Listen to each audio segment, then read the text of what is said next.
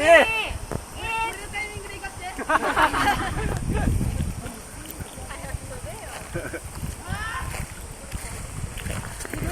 帰るよ帰るよクリ帰るよ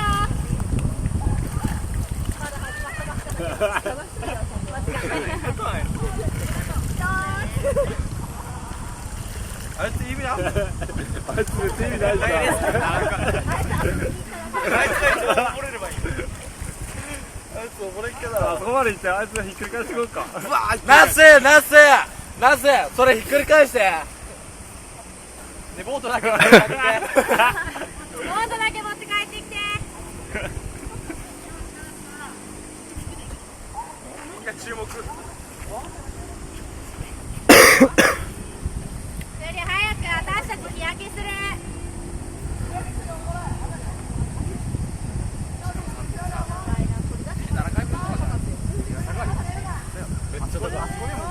べえっていうか下危なくね。真下に誰だ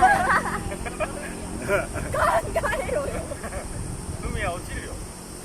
マジで何も考えてない。やめて。あれ当たらん？あんま下おらん方がいいよ。クリ下に踏みあおるよ。取っとるよ。下に行くなって言ってんの。下で当たるぞ。下が動けばいいんだよ。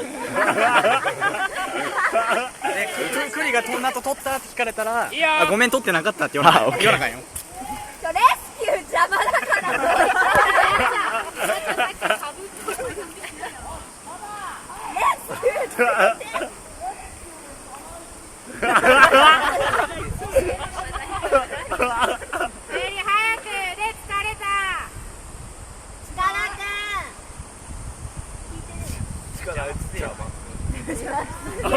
邪魔やんマジで。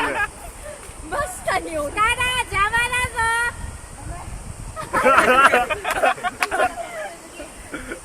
お前らがおると飛ぶに飛べんぞ。